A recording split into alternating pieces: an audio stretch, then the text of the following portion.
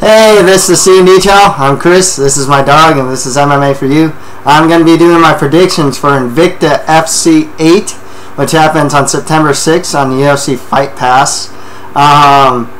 Always a fan of the InvictaFC product. I think this is a great promotion. I'm glad to see a lot of these fighters fighting too. One thing about a lot of these female fighters is a lot of them haven't fought for like a year or over, so it's just nice to see some of these, like Michelle Waterson. I see her fight again. Ediane Gomes, Roxanne Modafferi, she's great. You know, there's a lot of newbie. You know, like I think a lot of these female fighters will probably open up some eyes too. Alexa Grasso, I think. Maybe Aldrich. Jinh Frey is fighting on this card, so you know, good stuff here. Should be a lot of fun. Let's get right to it. At 105 pounds for the atomweight title, Michelle the Karate Hottie Waterson fights Yasuko Tamada. Okay, so Tamada has a 15-8 record with 1 draw, 2 wins by submission, 13 wins by decision. She's on a 3-fight win streak. She trains at AACC with like the likes of Megumi Fujii and Hitomi Akano and Ayaka Hamasaki. She last fought in August 2013, so it'll be a year layoff for her. From the video I've seen from her, I saw her fight, geez, what's her name, Omari or something like that. One of these females that she's fought like 3 times. That's a video I found from her. She does have good Brazilian Jiu-Jitsu. Her striking is used in a way to initiate the clinch. Her takedowns, from what I've seen, were mainly trip takedowns. Are decent, you know. Her striking below average. It's something I see with a lot of female Japanese fighters. I mean, besides Mizuki Inoue, Mizuki Inoue has fantastic stand-up. You know, her kicks are decent as well. With the Karate Hottie, she has an 11-3 record, 2 wins by KO or TKO, 7 wins by sub. She's 28 years old, on a 5-fight win streak, most recently beating Jessica Penne, excuse me, by armbar for the InvictaFC atomweight title. She trains out of Jackson Winklejohn. And is the InvictaFC atomweight champion.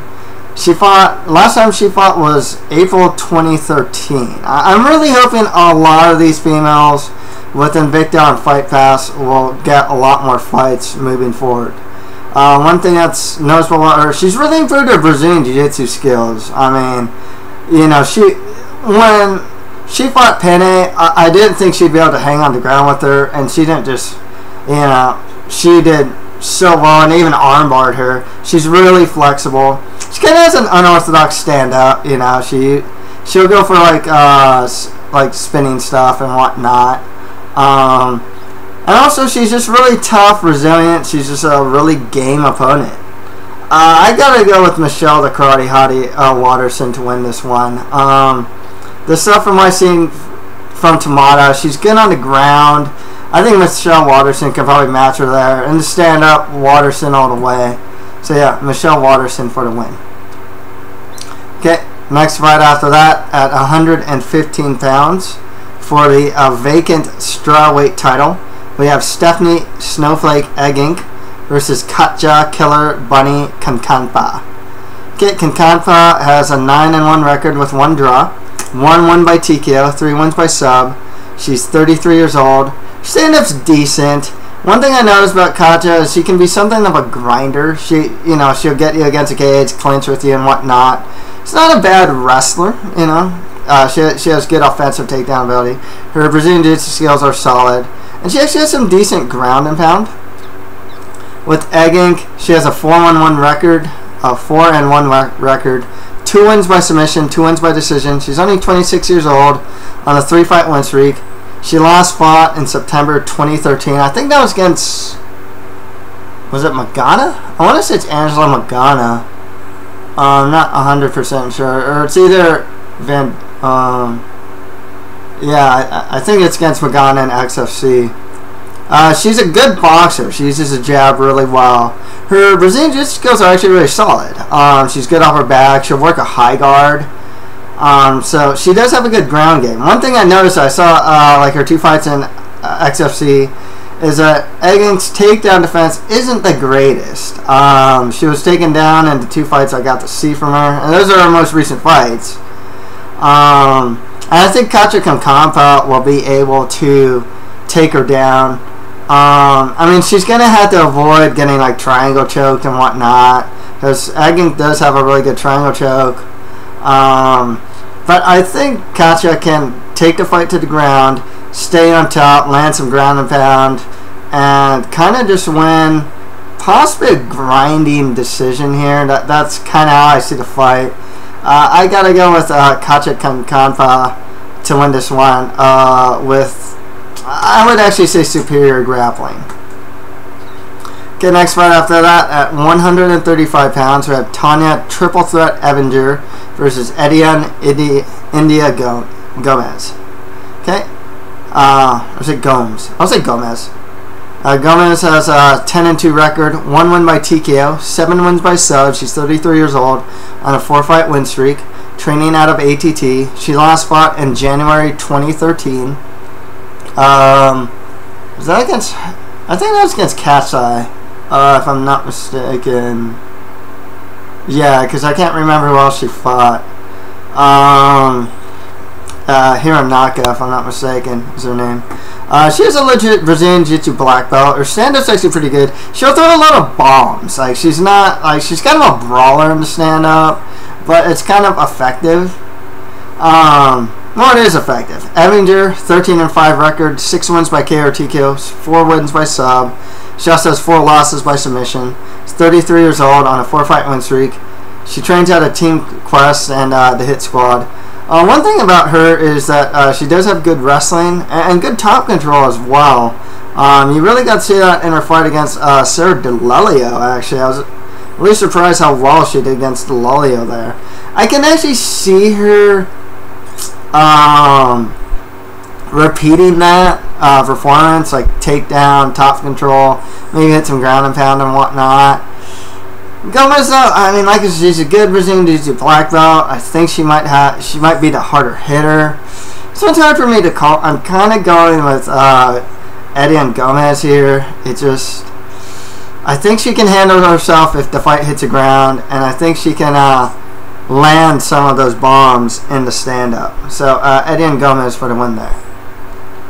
Okay, next fight after that, at 125 pounds, LaRosa fights Roxanne, the Happy Warrior Modafferi. This is actually the 3rd time that they fought. If I'm not mistaken, LaRosa won the first one, Roxanne Modafferi won the second one. And actually, I really liked that second fight. That was a really fun fight. LaRosa, she's a veteran with a 21-4 record, 3 wins by KO or TKO, 12 wins by sub. She's 36 years old on a 2-fight losing streak. I know she trains at like Jackson Winklejohn. I think some other places too. She last fought in September 2013. She is a good wrestler with good Brazilian Jiu-Jitsu skills. She's like tough and gritty. I will say this though, I've seen a lot of her previous fights. She definitely looks like a fighter that's definitely a bit shelf-worn. Her skills look like she is declining. I hate to say, because LaRosa is a total pioneer. But in that sense, because of that, she's been around the block for a while. It just comes with the territory, unfortunately. Modafferi, 15-11 record, 1 win by TKO, 4 wins by sub. She also has 3 losses by submission. 31 years old. She's on a 6-fight losing streak as a pro, because she does have that win over Valerie Letourneau and The Ultimate Fighter. She trains out of Syndicate MMA. Other fighters that train out there, I believe Mike Pyle trains there. Vinny Magalash, if I'm not mistaken, trains there. There's a lot of good guys out of Syndicate. Amir Sadala, I think, trains there now, if I'm not mistaken. I'm not 100% sure. She does have good Brazilian Jiu-Jitsu skills. Her stand-up's like below average. She doesn't hit hard. She's not particularly athletic. You know, again, in her fight against Raquel Pennington, though, she actually showed improved stand-up, which is kind of incredible, actually. But, you know, I gotta actually go with Modafferi to win this one. Like I said, her stand-up is improving. She can handle herself well on the ground. And I think she's not as... She's a veteran, too. She has a lot of fights, 26 fights. But I don't think she's as on the decline as Tara LaRosa is, to be honest with you. So, yeah, Roxanne Modafferi for the win there. Next fight after that, at 135 pounds, we have Irene Robles Aldana versus Peggy the Daywalker Morgan. Okay, Morgan has a 2-1 record, both wins by decision. She's really tall, 6'1". I guess her best thing, besides being like one of the bigger fighters in the weight class, her stand-up's alright. I mean, I remember her in the Ultimate Fighter house. She lost to Sarah Morris, if I'm not mistaken. Got submitted. And then on the Ultimate Fighter finale for that season, she lost to Jessamine Duke. She got beat up on the feet pretty bad, actually. Aldana, 3-1 record. All 3 of her wins are by in the first round and under a minute by KO or TKO. She does have 1 loss by TKO. It was to Larissa Pacheco, who just signed with the UFC. Really fun fight, too, actually. Pacheco versus Aldana. Kind of sloppy, but, you know, it's good stuff. She's never been to decision. She's 26 years old. Her height is 5'9", and Morgan is 6'1". She trains at Lobo Gym with another InvictaFC fighter, Alexa Grasso. She's only been past the first round once, and that was against Larissa Pacheco. With Aldana, the fight I mainly saw from her was the Pacheco fight. She showed good knees. She's kind of a reckless brawler, though. Tough to say. I haven't been impressed with Peggy Morgan, per se. You know, I mean, she was pretty dominant in her fight to get into house, but she was, you know, she was in like 2 different weight classes against her opponent during that time. Otherwise, you know, I can't really say I'm super impressed with her stand-up or anything like that. And Aldana, she is kind of reckless and whatnot, but I gotta go with Aldana to win this one. You know, it's just she's more effective, harder hitter as well. So yeah, I'll go with Irene Robles Aldana for the win there. Okay, and the first InvictaFC fight at 155 pounds, we have Veronica, the Heartbreaker Rothenhausler, versus Charmaine, Not So Sweet Tweet. Okay, Rothenhausler, she has a 1-0 undefeated pro record, and she has that 1 win by KO over Molangahu or something. Is that her name? Yeah, she knocked her out. She's 3-0 as an amateur. And all of those wins were like first round KOs. 2 of them were in 5 seconds. She's 24 years old. She's 5'11". She trains out of Team Alpha Male these days. She last fought in January 2013. She has legit 1-punch KO power. She's something of a brawler, though. Her stand-up technique is pretty bad, to be perfectly honest with you. Last I saw her. But, you know, now she's training at Team Alpha Male. It's been a year since she's last fought. She's fighting at probably what's a more appropriate weight class for her. So, you know, you can definitely see, there's definitely a good chance for her to show some pretty good improvement here, actually. Charmaine Tweet, 5-4 record. All 5 of her wins are by submission. She's 37 years old. She's actually 6 foot. Height's always important in fights. I think. Her Brazilian Jiu-Jitsu skills are good. She's actually pretty good off her back. Her her stand-up's just like alright. Her takedown defense isn't the greatest, and at times she can be a little too content off of her back. I gotta go with Veronica Rothenhausler to win this one. She's training at a good camp. She should be able to beat Tweet on the stand-up. I don't know if she can defend the takedowns really well, but because I just haven't seen her takedown defense or her ground game. So that's an X factor there, but, you know, in the stand-up, you know, I got to go with Rothenhausler to win that one. Okay, next fight after that, at 125 pounds, DeAnna, the Argentine assassin, fights Michelle T-Cat Ould. Okay, so I did try, I found video of almost, of every fighter on this card. So I made sure to watch video of everyone here. Except for DeAnna Bennett. She's only fought in the Jeremy Horn's like MMA organization as an amateur, and as a pro she's only fought in showdown fights. I just haven't been able to find any footage of her, unfortunately. It's kind of unfortunate because there's a lot of positives from here that I noticed in her resume. For Bennett, she's 4-0 undefeated. 1 win by TKO, 2 wins by sub. She's 29 years old. Trains at Pale Elevated, so that's good camp. Guys like Ramsey Nijim, Court McGee train out of there. Steven Seiler, you know. And she also has notable wins over Juliana Pena and Colleen Snyder. The only thing I managed to get from her is I read the play-by-play for a fight against Colleen Snyder. It looks like she was the undersized fighter. She managed to get the clinch, take her down, take the back, and choke her out. So that tells me she does have clinch takedowns and some decent Brazilian Jiu-Jitsu skills. But honestly, you know, considering her camp, she's undefeated, and the 2 victories I just named, you know, it's pretty good. You know, just from resume alone. Let's see. Well, it's Michelle T-Cat Ould. She has a 7-3 record with 1 no contest, 2 wins by KO or TKO, 2 wins by submission. She also has 2 losses by sub. She's 32 years old on a 3-fight win streak. Trains at Team Quest. She last fought in September 2012. I want to say it's in Bellator against Muna Holland. I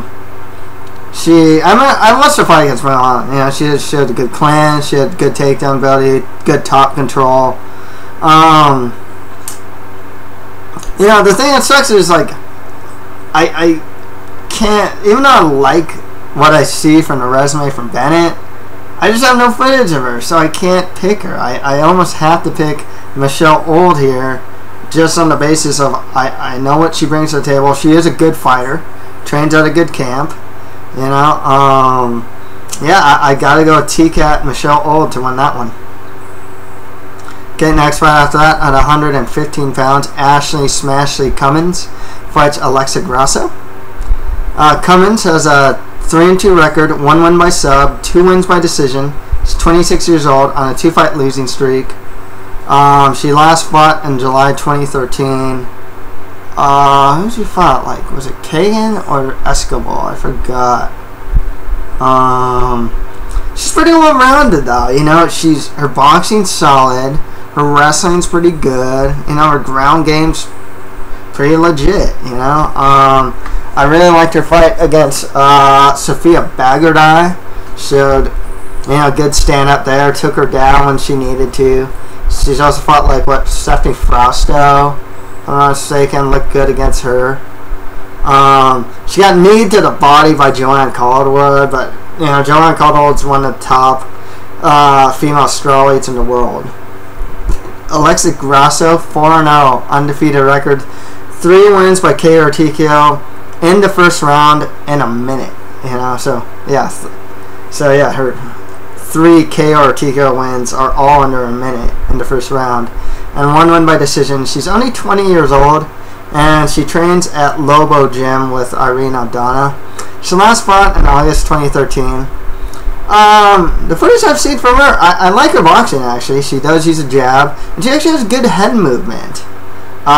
She had good knees from the clinch. I actually got to see some of her fights, and She did a couple grappling tournaments, and so that tells me she does have a ground game as well.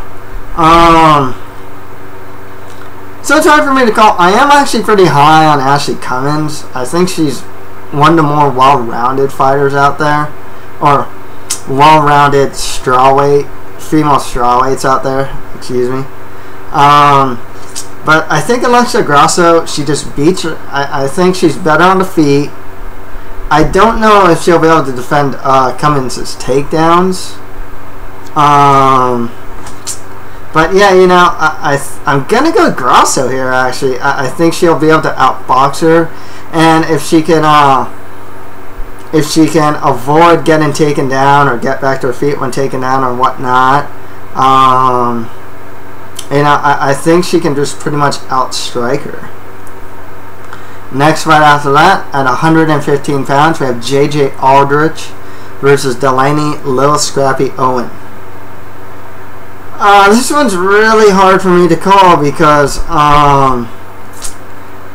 there are things about, and both of them have pretty different styles here.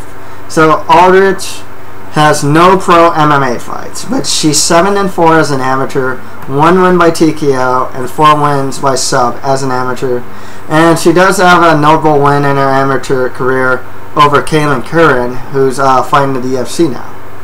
She has a Taekwondo background. She has good kicks. One of the fights I saw, she had really good teep kicks. She just she really used the teep kick and the front kick. I think she hit front kicks to the face as well.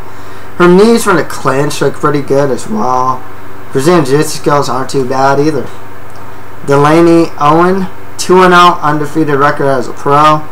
Both of her wins are by submission. She's 21 years old. What I saw from her, she has decent offensive takedowns. She will go for single or double leg takedowns. Brazilian Jiu-Jitsu is not too bad. One thing that I notice about her, though, is that she'll lose top position upon transition. So she'll transition from, like, side mount to mount or something like that. And then she won't do it, like, she won't stay heavy and do it, like, she'll leave space. And then she usually gets, like, reversed from that position. I noticed that in a couple of her fights. So in a sense, it's like a striker versus grappler, man. Can't really say that because Aldrich has 4 wins by submission.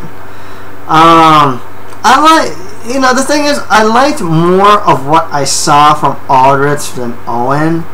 Owen seemed kind of more of a pure grappler. She seemed like tough and gritty. Like, I like their nickname Lil Scrappy because she came across as like scrappy. She looks like she'll like run across the cage, get the clinch, go for a takedown, push you against the cage, you know, really force that takedown and whatnot. And it's not like she, you know, she could utilize that strategy against Aldrich.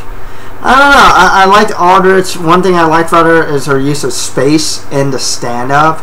She really knew how to keep distance really well, and that really impressed me. And especially if you keep distance in stand-up, it makes it harder for fighters to, for opponents to get takedowns. So, you know, I'm going to go with JJ Aldrich to win that one. And finally, at 105 pounds, Jodie Escobar fights Jinh Frey. So Jinh Frey is really well known. She has this video, it kind of went viral, where she gets this like head kick and just totally like knocks her opponent out on the feet, and then follows up with some punches and just freaking starches her opponent. I mean, it's a great video, and yeah, you know, it kind of shows what she has in a sense. She has a 2-1 undefeated record, 1 win by KO, 1 win by sub. She's 29 years old. Trains out of Muller MMA with the likes of Derek Campos, Will Campuzano, and Edwin Figueroa, and like Amber Stotzenberger. She's never been past the first round as a pro. She last fought in July 2013. Apparently, what I read is like after that knockout, no one wanted to fight her. She does have good kickboxing, though, from what I saw. She uses combinations pretty well. Her money, though, is in her like left hand and her left kick. I mean, she actually does have, you know, she's one of the few atomweights that really has some power in her strikes, and it's usually from her left side. Jodie Escobar, 3-1 record, 1-1 by TKO, 2 wins by decision. She's 28 years old, training out of Jackson Winklejohn. She last fought in April 2013. I want to say it's against Astro Girl, Alex Chambers, if I'm not mistaken. She has good boxing, actually. She uses a jab really well. I remember against in a fight with Liz McCarthy, she was kind of just outboxing her a lot. She was moving pretty well. This fight should stand defeat. I saw one fight with Jinh Frey where her opponent clinched with her a lot, and I can't really say she had much of an answer for the clinch game. But the fact of the matter is, both of these fighters need space and to stand up to land offense. That's one thing I noticed. So it's really hard for me to tell. I would argue that Jinh Frey has more power in her strikes. I would argue that Jodie Escobar has the better technique in boxing and just overall stand-up. And she fights in that really good camp in Jackson Winklejohn. I believe she trained, you train with the like of Holly Holm, Sarah Kaufman, and whatnot. So it's pretty high level, Michelle Waterson and whatnot. So tough for me to call. I'm tempted to go Jinh Frey, but I don't want to get too knockout. A lot of people are pretty high on her because of that crazy knockout she had. She has more to her game than that, obviously, but I just think on a technical level, Jodie Escobar just seemed a little more, just had a little better technique. So I'll go Jodie Escobar for the win there. Okay. To recap, I have Michelle Waterson beating Yasuko Tamada. I got Katja Kankaanpaa beating Stephanie Eggink. Ediane Gomes over Tonya Evinger. Roxanne Modafferi over Tara LaRosa. Irene Aldana over Peggy Morgan. Veronica Rothenhausler beating Charmaine Tweet. Michelle Ould over DeAnna Bennett. Alexa Grasso over Ashley Cummins. Aldrich beating Delaney Owen. And Jodie Escobar over Jinh Frey. So that's it for my predictions for InvictaFC 8. If you have any comments, just leave them below. And that's it for MMA for you. Thank you guys very much.